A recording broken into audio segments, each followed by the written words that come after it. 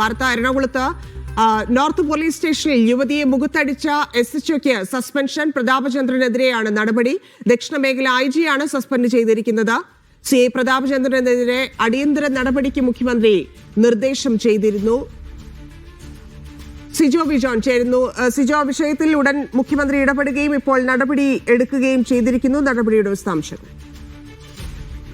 അന്വേഷണ വിധേയമായി സസ്പെൻഡ് ചെയ്തുകൊണ്ടാണ് ഇപ്പോൾ ഉത്തരവിറങ്ങിയിരിക്കുന്നത്. ദക്ഷിണ മേഖല IG ശ്യാം സുന്ദറാണ് ഇത് സംബന്ധിച്ച ഉത്തരവ് അല്പസമയം മുൻപ് പുറത്തിറക്കിയിരുന്നത്. ഈ സംഭവം വിവാദമായതിന് പിന്നാലെ അടിയന്തരമായ നടപടി സ്വീകരിക്കാൻ മുഖ്യമന്ത്രിയുടെ ഓഫീസ് DGPക്ക് നിർദ്ദേശം നൽകിയിരുന്നു. DGP അത് ഈ ക്രമസമാധാന ചുമതലയുള്ള ADGPക്കാണ് അന്വേഷണം നിർദ്ദേശിച്ചിരുന്നത്. ഇതിന്റെ അടിസ്ഥാനത്തിലാണ് ഇത് ശ്യാം സുന്ദർ ദക്ഷിണ മേഖല IG ഇക്കാര്യത്തെക്കുറിച്ച് വിശദമായി പരിശോധിച്ചത്. ദൃശ്യങ്ങൾ ഉൾപ്പെടെ പരിശോധിച്ചു. അതിനുശേഷമാണ് അടിയന്തരമായി സസ്പെൻഡ് ചെയ്തുകൊണ്ടുള്ള നടപടി സ്വീകരിച്ചിരിക്കുന്നത്.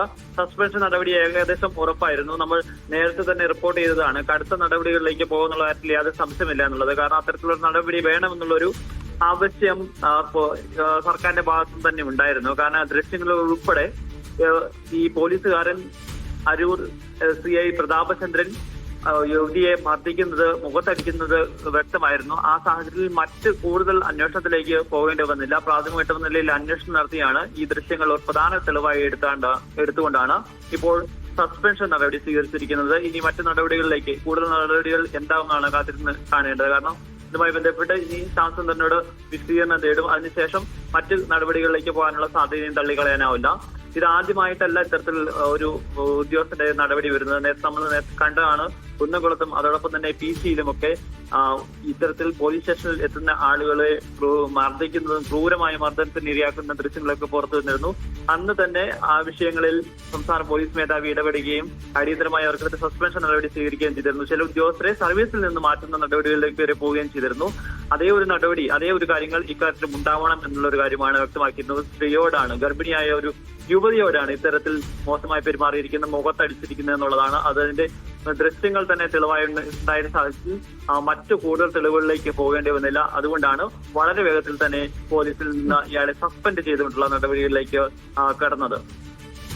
ഈ കേസുമായിട്ടുള്ള ഇനിയുള്ള അന്വേഷണം എങ്ങനെയായിരിക്കും? കാരണം കോടതിയാണ് ഇതുമായി ബന്ധപ്പെട്ട് ഏതാണ്ട് ഒരു വർഷമായിട്ടുള്ള ആ കുടുംബത്തിന്റെ നിയമ പോരാട്ടം കൂടിയാണ് ഇപ്പോൾ കോടതി വഴി ദൃശ്യങ്ങളിലൂടെ പുറംലോകം അറിഞ്ഞിരിക്കുന്നത്. അപ്പം എങ്ങനെയായിരിക്കും ഇനി ഇത് പരിഗണിക്കുകയെന്നാണ് മനസ്സിലാക്കുന്നത്? എങ്ങനെ അന്വേഷിക്കുമെന്നാണ് അറിയുന്നത്? ഇതിപ്പോ അന്വേഷണ വിധേയമായ അടിയന്തരമായ സസ്പെൻഷൻ നടപടികളിലേക്ക് പോവുകയാണ് ചെയ്തിരിക്കുന്നത്. സ്വാഭാവികമായും സസ്പെൻഷനിൽ ഒതുങ്ങില്ല എന്നുള്ള പ്രതീക്ഷിക്കേണ്ടിയിരിക്കുന്നു. കാരണം ഈ മർദ്ദനത്തിനിരയായിരിക്കുന്ന യുവതിയൊക്കെ ആവശ്യപ്പെട്ടിരിക്കുന്നത് ഇവരെ സർവീസിൽ നിന്ന് പുറത്താക്കുന്ന ഉൾപ്പെടെയുള്ള കാര്യങ്ങളാണ്. അത്തരം നടപടികളിലേക്കൊക്കെ കടക്കുമെന്നുള്ളതാണ് ഇനി കാത്തിരുന്ന് കാണേണ്ടത്.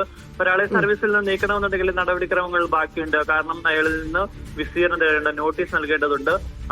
അത്തരം നടപടികളിലേക്ക് പോകും. എന്തായാലും ഇനിയും നടപടി കടുപ്പിക്കും എന്നുള്ള ഒരു സൂചനയാണ് ഇതിൽ നിന്ന് ലഭ്യമാകുകയും ചെയ്യുന്നത്. മറ്റ് നിയമപരമായ നടപടികളിലേക്ക് അവർ പോകുന്നതനുസരിച്ച് അന്വേഷണ വിധേയമായ മറ്റ് നടപടികളിലേക്കും ഈ ഉദ്യോഗസ്ഥർക്ക് മുന്നിൽ കൂടി ഹാജരാകേണ്ടി വരുമെന്ന കാര്യത്തിൽ യാതൊരു സംശയമില്ല.